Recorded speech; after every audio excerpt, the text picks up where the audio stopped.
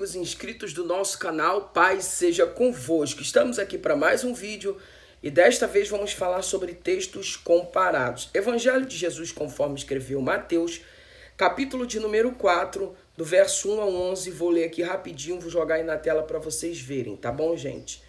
A seguir, Jesus foi levado pelo Espírito ao deserto para ser tentado pelo diabo. E, depois de jejuar 40 dias e 40 noites, teve fome.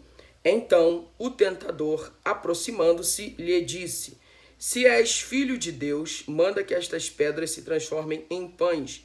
Jesus, porém, respondeu: Está escrito: Não só de pão viverá o homem, mas de toda a palavra que procede da boca de Deus. Então o diabo o levou à cidade santa, colocou-o sobre o pináculo do templo. Ele disse: Se és filho de Deus, atira-te abaixo, porque está escrito: Aos seus anjos ordenará ao teu respeito que te guardem. Eles te sustentarão nas tuas mãos para que não tropeces na alguma pedra.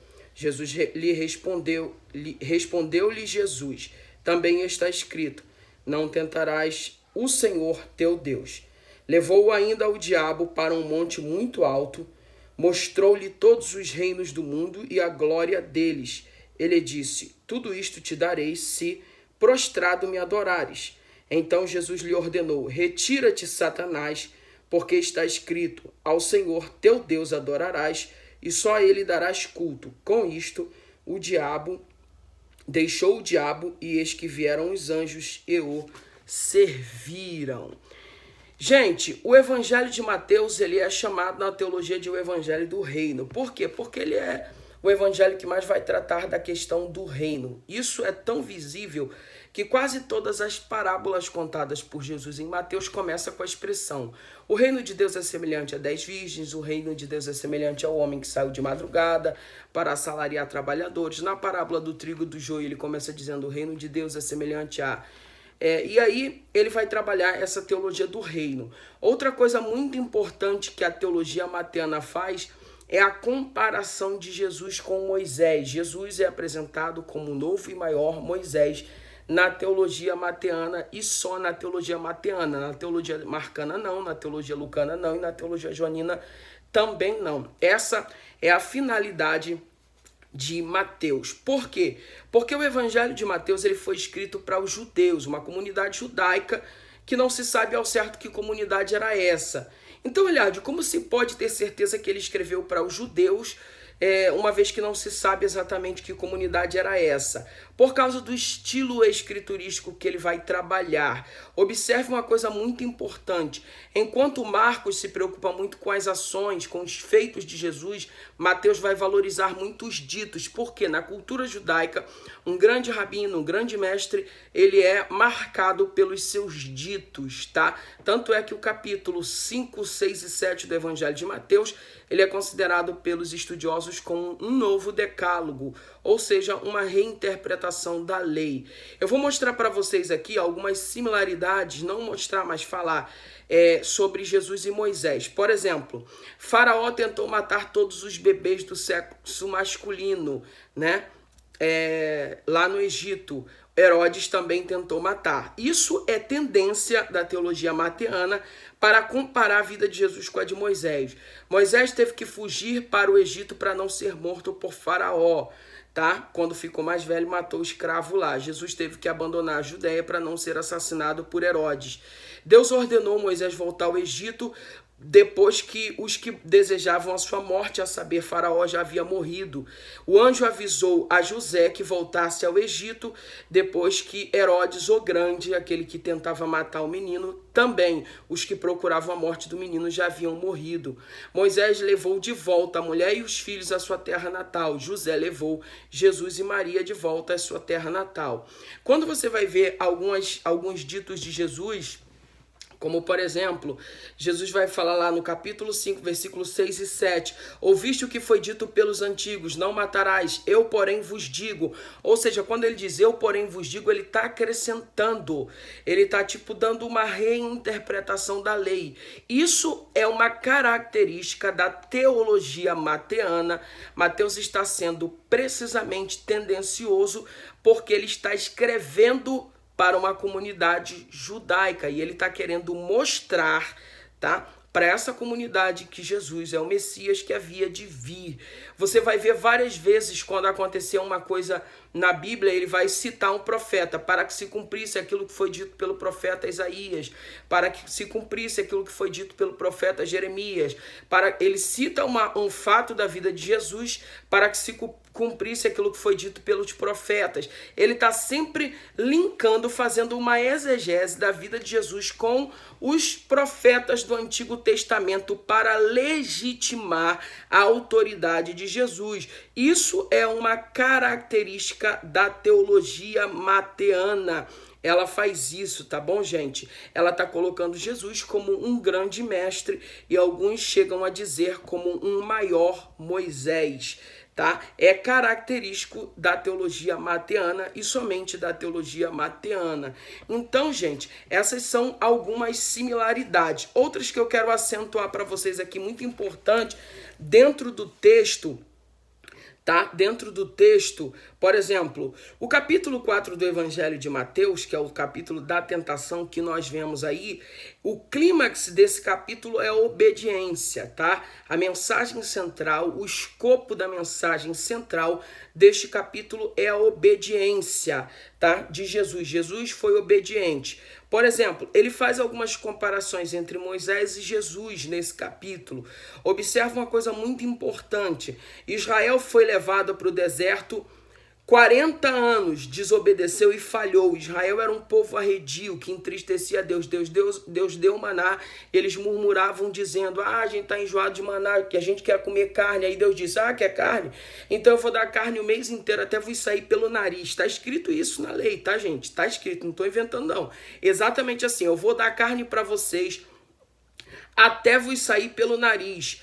Então Israel, 40 anos no deserto, desobedeceu porque teve fome, né?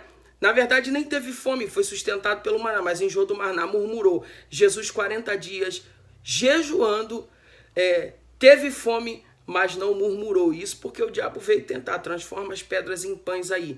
Você vai ver que pelo menos 2 citações na boca de Jesus, que Mateus coloca na boca de Jesus aqui no Evangelho Mateano, ele linka com Deuteronômio capítulo 6, que é o capítulo da obediência. Deuteronômio 6 é o capítulo da obediência, tá? Então, da mesma forma que Israel sentiu fome no deserto por 40 anos, Jesus sentiu fome no deserto por 40 dias, porque estava em jejum, mas não abriu a sua boca e nem murmurou. Eu vou mostrar para vocês aqui quando o diabo tentou Jesus, né, sobre a questão de transformar as pedras em pães. Olha o que aconteceu. Então o tentador, aproximando-se, lhe disse, se és filho de Deus, manda que estas pedras se transformem em pães. Jesus, porém, respondeu, está escrito, não só de pão viverá o homem, mas de toda a palavra que procede da boca de Deus. Jesus disse que está escrito. O que está escrito e onde está escrito? Vou botar o texto aí para vocês. Deuteronômio, capítulo 8, versículo 3. Tá aí na tela só para vocês lerem, tá, gente?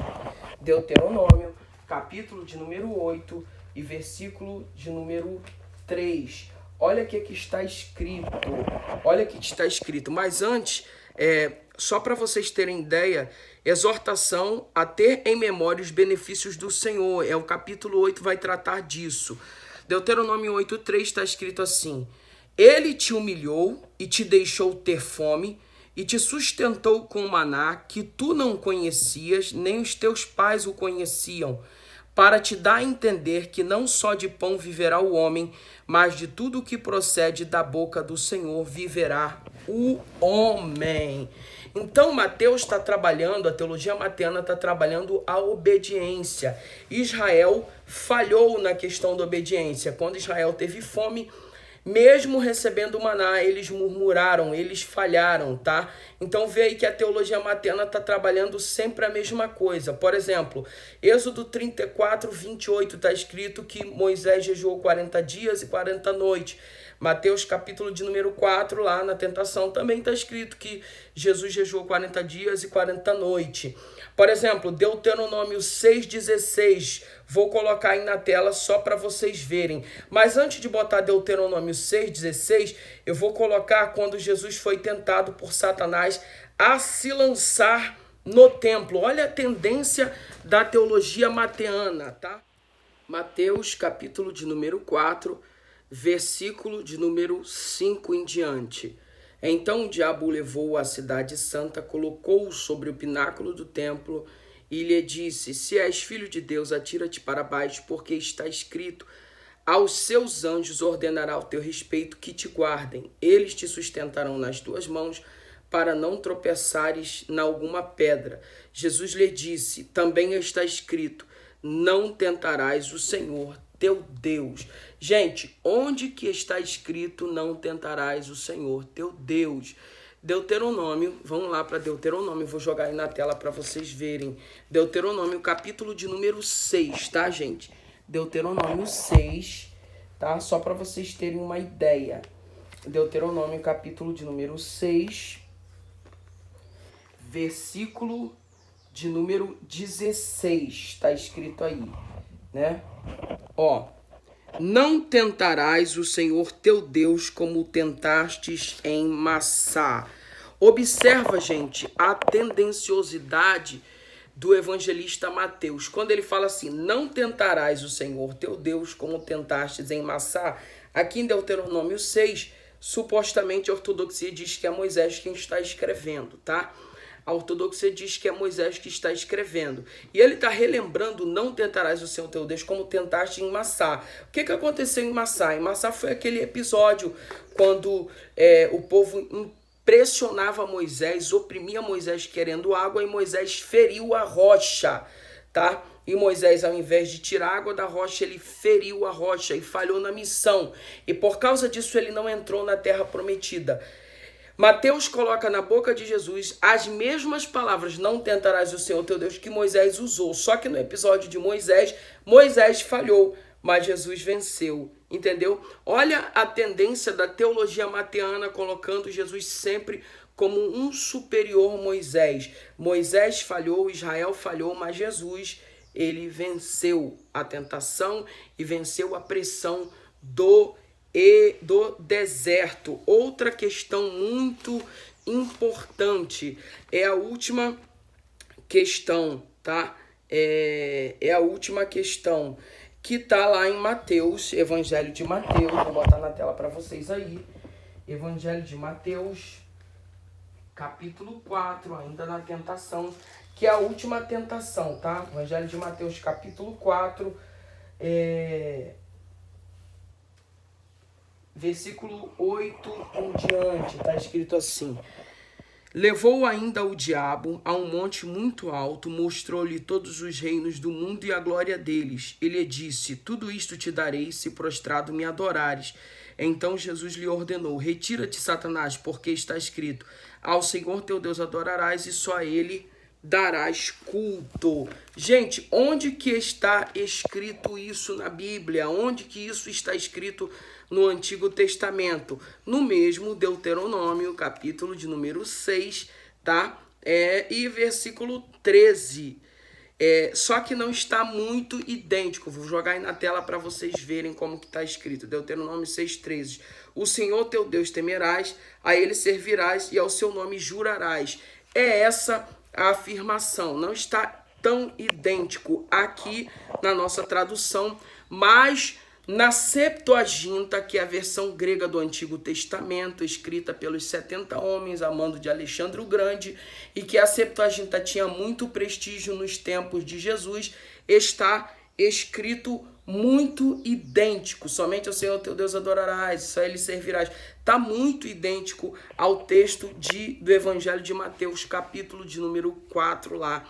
Essa última tentação. Então você observa que o tempo todo a teologia mateana ela está trabalhando essa questão, né? A tipologia mosaica ela é mantida, assim como Moisés conduziu Israel 40 anos no deserto, Jesus foi conduzido pelo Espírito 40 dias no deserto também. Moisés passou 40 dias e 40 noites jejuando, né?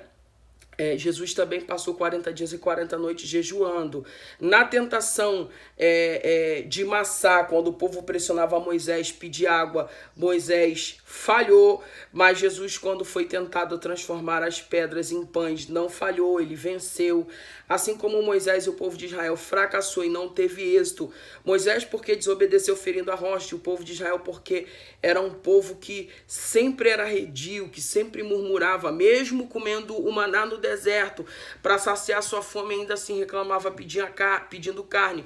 Jesus passou 40 dias no deserto jejuando, teve fome, e quando o tentador percebeu que ele estava vulnerável, veio, ele não conseguiu ludibriá-lo, vencer Jesus. Jesus venceu. E por fim, o clímax, eu disse que o clímax, ou seja, o ponto principal, o escopo do Evangelho de Mateus, capítulo 4, a tentação, é a obediência.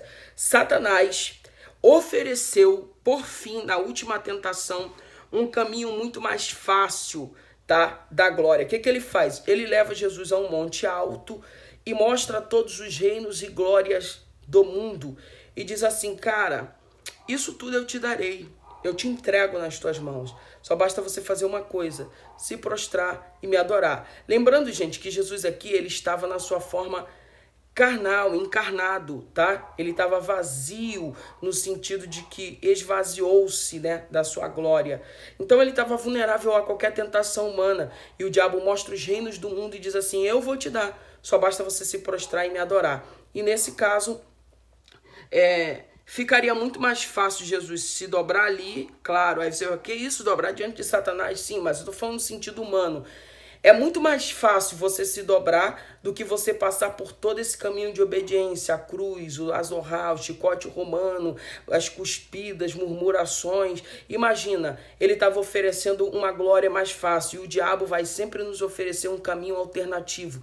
Se Satanás tentou Jesus, que é o nosso Senhor e Salvador, ele não vai tentar a gente, gente? Então, o caminho da obediência vai sempre ser o caminho mais difícil. É com isso que eu quero finalizar o vídeo, tá? O caminho da obediência vai sempre ser o caminho mais difícil, vai sempre ser o caminho da via dolorosa, vai sempre ser o caminho que nós seremos profundamente tentados a desistir. Mas se Jesus, que é o nosso maior exemplo, nosso maior modelo, ele não desistiu desde o deserto até o alto do Gólgota, se ele não desistiu e ele foi obediente, e Paulo vai dizer que ele foi obediente e obediente até a morte, morte de cruz, quem somos nós para desistir? Então fica essa palavra aqui de reflexão, é uma palavra de estudo, mas também quero te deixar essa reflexão. Jesus poderia ter tido de forma muito fácil os reinos e as glórias do mundo, era só dobrar ali o joelho, e era só se curvar diante da vontade de Satanás. E ele poderia dar, porque ele é o Deus deste século, né? Tudo está nas mãos dele. Só que Jesus preferiu ser obediente. Israel falhou, Moisés falhou, e nós só temos a nossa redenção, porque o nosso Senhor e Salvador Jesus Cristo, ele nunca falhou e jamais falhará, tá bom? Eu espero que você tenha gostado, o vídeo já ficou enorme. Se você gostou, é de graça, deixa o seu like. Você que ainda não é inscrito, se inscreva no nosso canal e ative o sino para receber notificações todas as vezes que a gente fizer uma postagem nova. E compartilha com o máximo de pessoas que você puder essa mensagem aí, tá bom? Israel falhou, Moisés falhou, mas Jesus jamais vai falhar.